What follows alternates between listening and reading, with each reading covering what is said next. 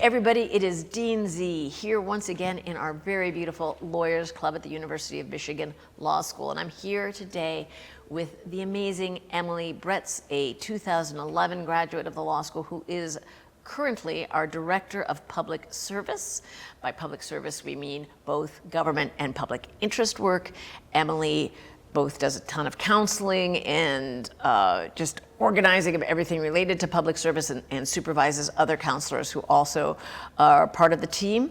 And because we already had a great conversation with Ramji Kaul, who's the head of the office entirely, about private sector hiring, I thought, let's see what's going on in the worlds of government and public interest hiring as well, because there are probably changes there that are significant. So, Emily, so excited you're Happy here. to be here. Before we get any further, I'm just going to say Emily was one of my favorite students when she was a student here, and we had a lot of fun with Mr. Wolverine. Yes, you remember that? Looped Dean Z in. Yeah. And actually, you probably don't remember this, but Dean Logue, current Dean Logue, sang a Taylor Swift song. I do remember that. Oh, I do remember that. You can't find the footage, which is deeply upsetting. Was fantastic with his daughter. Amazing, amazing. So yeah, fun trivia. Fun, yes. Okay, but let's talk, let's get serious, okay, shall we? Okay. All right, public interest government job searches. Yes.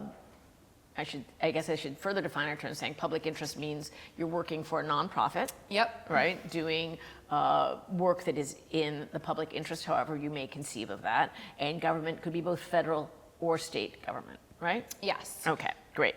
What are the biggest challenges, would you say, in doing a public interest or government job search? Yes. So I think there's probably one big challenge that is seen mostly in the public service hiring timelines, especially as compared to private sector hiring, and that is hiring timelines and job certainty. So for the private sector, traditionally, if you're starting your job at a big law firm, historically, at least up until a couple of years ago, you were going to have spend your 2L summer at a law firm, and you would presumably, unless things go terribly wrong, but it was understood that you were going to return there after graduation. Those timelines that I'm sure you talked to Ramji about have been creeping up and up, and so now it is theoretical, or more than theoretical, that you could have your firm job during your 1L year, meaning that during your 1L year, you know where you are presumably spending your 1L summer, or if not your 1L summer, at least your 2L summer, and then also post-grad. So you would know that as a 1L. The public interest job search is a lot more fluid and a lot more dependent on what year you are in. So 1Ls, they apply for jobs for their 1L summer. 2Ls, they apply for jobs for their 2L summer. 3Ls apply for jobs post-grad, which, think about it, actually does make a lot of sense, but it doesn't give a student a lot of job security, particularly when they are sitting next to a lot of people who know where they're going to be in 3 years. You know, lawyers, we like to plan. We like to know where we're going to be, and so I think that stress is a big challenge that students face, and they're sort of both tangible and intangible qualities that come with that. You know, the tangible challenges, I guess I would say, are the fact that you literally have to be spending hours and hours each of those years applying for various jobs compared to sort of the private sector counterparts. And the intangible piece, you know, and I would be naive to ignore this, is the sort of mental burden that you feel by not having a job when other people around you have a job. All the public service people here get jobs, and I know because I have the stats, so we can prove it, but it doesn't help when you're actually in the job search to feel like, oh my God, am I going to graduate without a job? So I'd imagine then that if you're thinking about you're dedicated to doing a government or public interest search, whatever law school you choose, knowing what the makeup is of where other people are going might be helpful. So you want some, it sounds like you want some community. To sort of both in terms of like helping you get the job in the career planning office, but also in terms of peers and stuff going through it. Absolutely. I think it is very nice to have people who are going through the same thing as you. Right. Not to say, you know, most of my students who I work with who are public interest bound or public service bound have a lot of friends across the aisle, Yes. so to speak. So I don't see, a lot of that happening. I do think there can be support, but I do think when you're looking at law schools or thinking about law schools, it's helpful to think about, is there anyone else who might be going on a similar path as me? Right.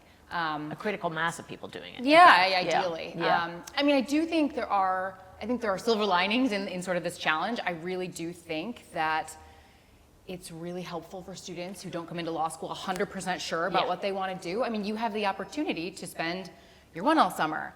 If you don't love it, guess what? You have a 2L summer to try something new. And then, or if you find out, during your 2L year, you're in a clinic and you fall absolutely in love with the work you're doing in the clinic, you still can then pursue that after graduation. It allows more flexibility because you aren't locked into anything. So I do think there are definite benefits that come along with the challenges, but, it sort of go hand in hand. Right. And it's my perception too of both the public interest and the government job search that one of the challenges is also, like, in the big law world, everything is kind of marked out like this is how we do it.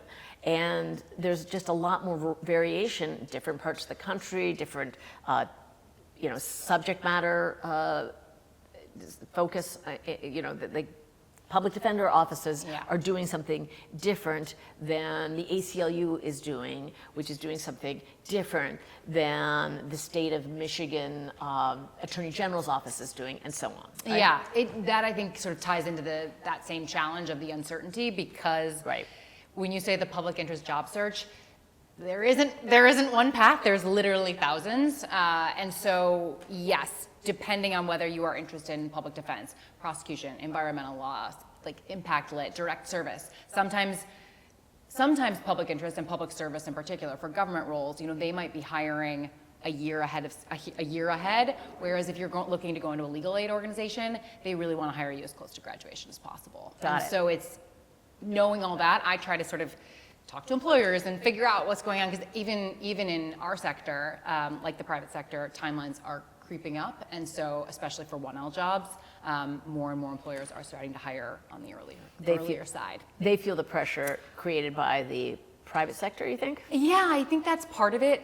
Or, yeah, I would be naive to say it's not. That doesn't have something to do with it. I also just think it's helpful for them to know who their summers are going to be, and if there's people willing to apply, might as well.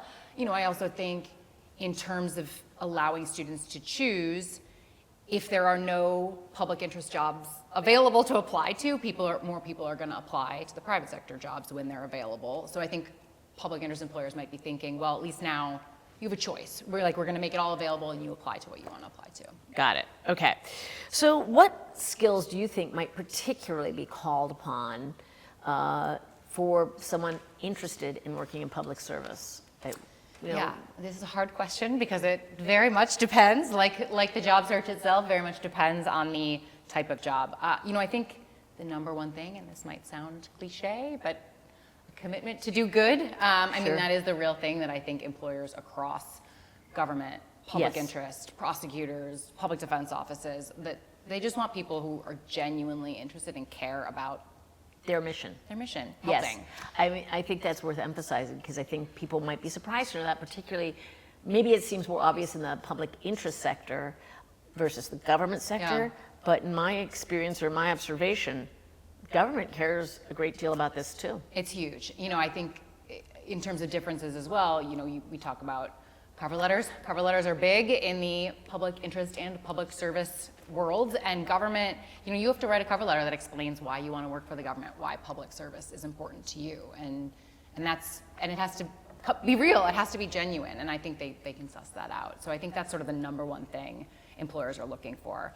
And then, depending on the employer, we can, talk about whether they're looking for research and writing skills, or sort of client counseling skills, all that kind of stuff, stuff that you gain those skills during law school. Right. And some people, of course, are going to be more inclined in one direction or another, better suited, sort of by nature. Yeah.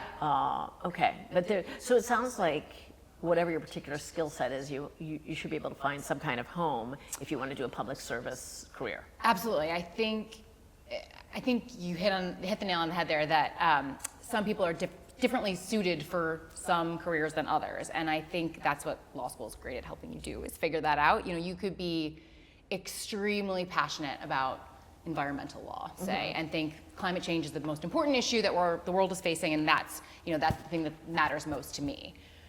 But maybe you try out an environmental law internship and you realize, I don't ever get to really talk to people. I'm sitting in an office doing a lot of research all day. I'm doing a lot of writing, when what I want to be doing is like talking to people and standing up in court, meeting with clients, standing in front of a judge, that fast-paced movement, seeing change happen more rapidly than it might.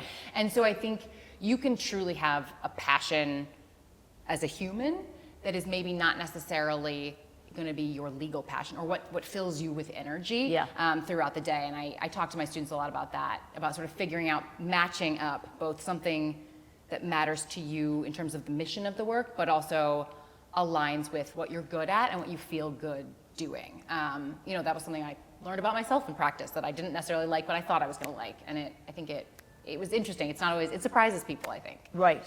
I mean, I guess this would be not bad time to have us tell you, like, what was your practice background? So I came to law school knowing I wanted to do some sort of public service work, but pretty open. I had worked at the Manhattan DA's office as a paralegal before law school. And so started to kind of see what government prosecutorial looked like, thought that was maybe interesting, but was pretty sure I didn't want to be a prosecutor per se. But that was sort of my first exposure to seeing how public service worked.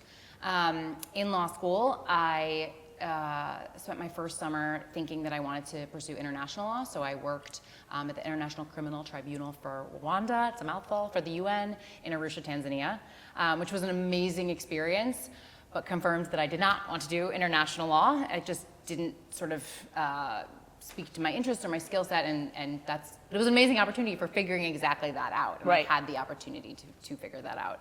I also in law school worked for the Family Law Project, which is still part of Michigan's legal aid services here today. And I also interned at the Washington County Public Defender's Office. So I was really sampling all there was out there. I started actually at a law firm for loan repayment reasons, and I lasted a whopping 11 months before doing clerkships. I did one in DC and one in New York, and then ended up at the United States Attorney's Office for the Southern District of New York in the civil division, which wasn't something that I didn't know much about, but basically it's any case that is brought on behalf of the United States or against the United States in any range of issues. So I did a lot of civil rights work, a lot of environmental work, constitutional law, administrative law, torts, bankruptcy, tax. Okay. So working on behalf of the government and I did that for 6 years before coming back here. Fantastic. Okay. So you're then the perfect person for answering this question, not just because of your experience in this job, but for your personal experience. Like, what would you say are the biggest differences between working in government versus public interest? Because sometimes I'll talk to people who will say, come up, at an event and say, I'm interested in public interest. And, that's just this umbrella term, and really it just means that you're working for a nonprofit, right? So environmental law could be done at the government, in the private sector, in public interest, and it looks completely different in all three places. But so putting aside the subject matter that someone might be working on, what do you think are the biggest differences in public interest nonprofit work versus government work? Yeah, so there's probably three things that I'd want to touch on. And the first, I think, is your desire for the speed at which you'd like to see change in the world, and thinking about who your clients are. So when you work for the government, whether that's local, state, federal, you represent the people. And that's all the people, and all of the interests of all of the people. And you are very attuned to the fact that there's lots of different views and lots of different stakeholders who want different things. And everyone who works for the government, at least in my experience, and I think this is really true, that people want to do good, but you have to make sure that you're doing good on behalf of the country, if you're working for the federal government or the city or the state, and making sure that you're really accounting for everyone's interests and really bettering the lives of everyone who you're working on behalf of. And so sometimes when change happens, or you're sort of litigating to try to make change happen, it can be slower, it can be more incremental. It is not to say it's less important. I mean, you are making changes that affect millions and millions of people, but I think it's a much more inclusive environment in thinking about those considerations. It's also a little bit less, you don't see the change happen as fast. So it's not in a direct service role. So if you're working at a legal aid organization, you know, you're contesting someone's denial of public benefits. You know, you go before the judge and you win, and that person has benefits. Like right. you see the impact immediately. Your client, their life is immediately changed. You are making changes as a federal government or a state government or local city lawyer, but you don't necessarily see the impact in the same way. So the change is different.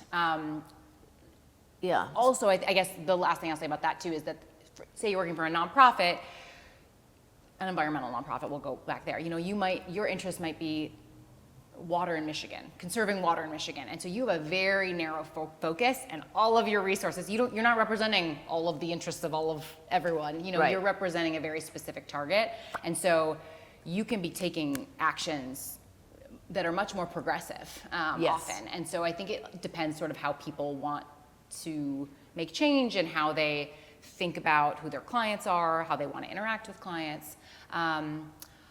Another big difference, I think, is that the private sector and government, there's a little bit more of revolving door that happens. Government is much more sort of open to private sector attorneys.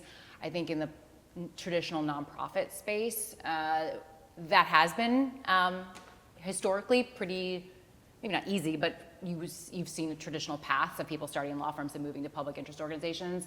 I think with with PSLF and sort of that becoming very routine, public service loan forgiveness. We'll get to that. We'll get to that. Yeah. It's becoming a little more challenging for folks to start in law firms and move to public interest. All right, let's put that to the side because that feels like its own big question, topic. yes. Yeah, exactly. Okay. You've been recording some videos that you've been calling Mythbusting, yes. all right, about public interest job Yeah. hunt. What are a couple of your top myths, your favorite things to bust? I think it might have something, sometimes maybe have to do with PSLF, but let's... we can start there. So that is one of my favorite ones. Professor Eve Primus is talking about that one. But basically the myth that you can't afford things afford a life if you're a public interest attorney.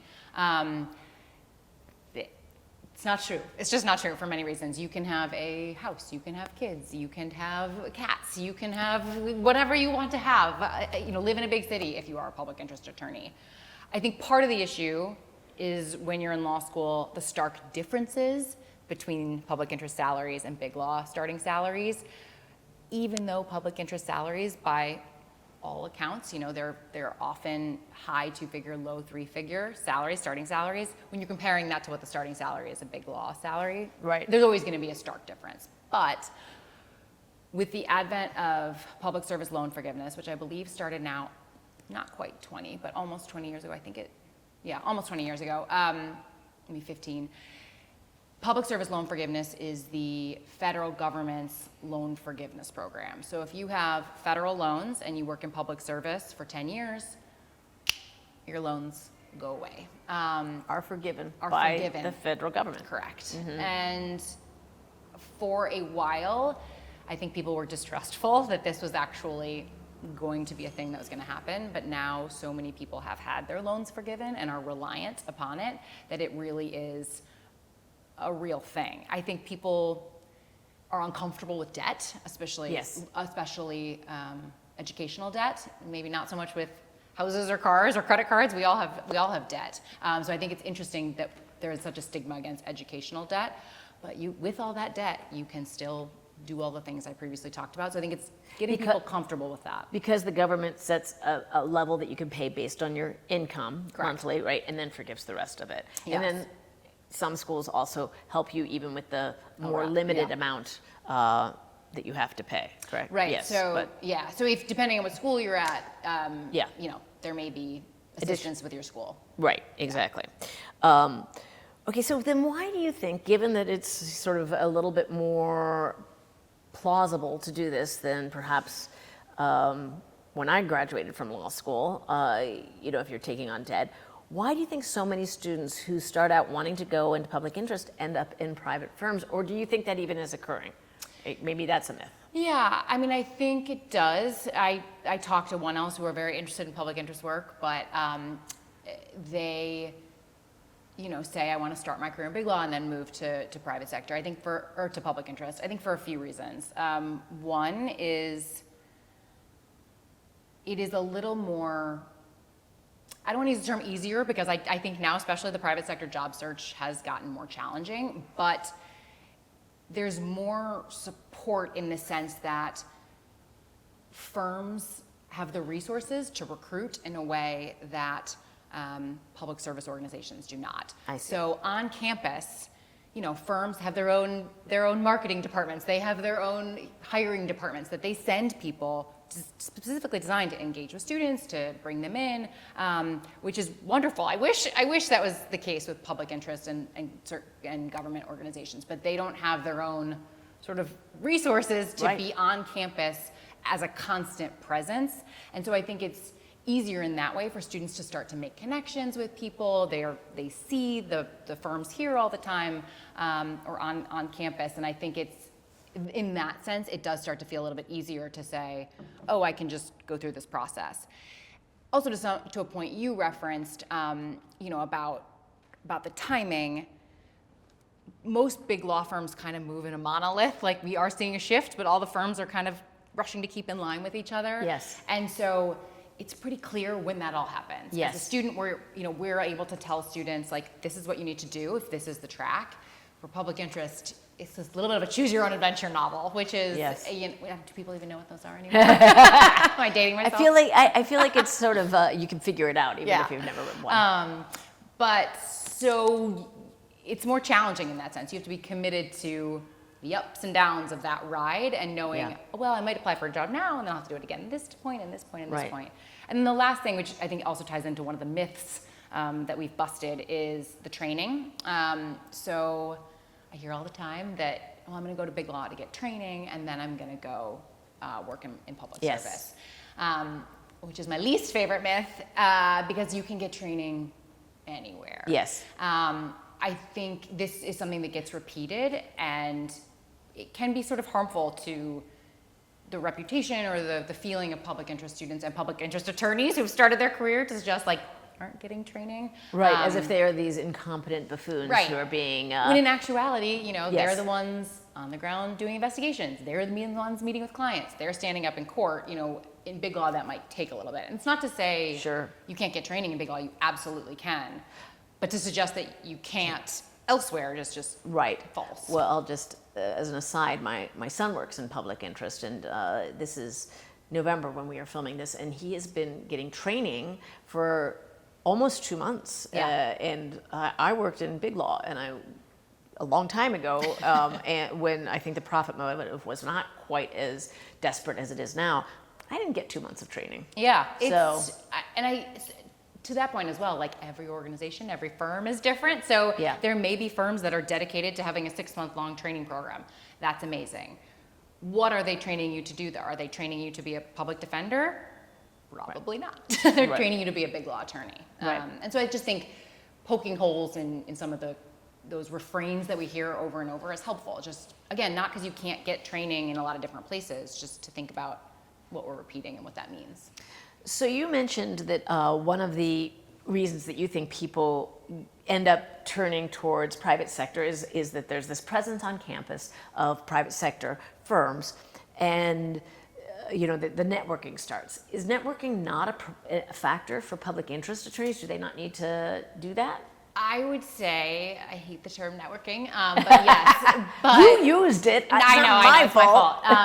It's the catch-all. I think it is definitely still a thing. It's still helpful. Part of my role is to sort of help students figure out how to make those connections. We try to set up, public interest office hours and ways for students to connect with people doing public interest careers, to see that and to sort of facilitate those connections.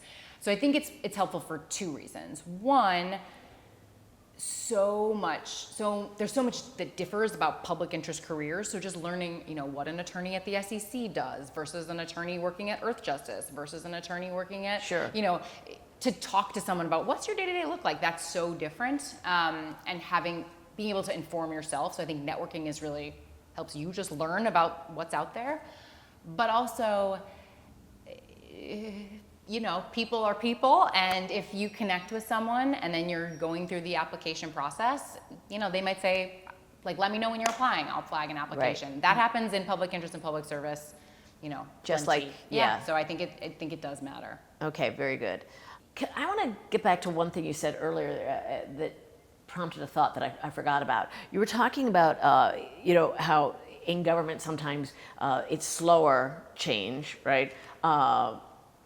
It made me think of impact litigation, which often comes up actually in the private sector.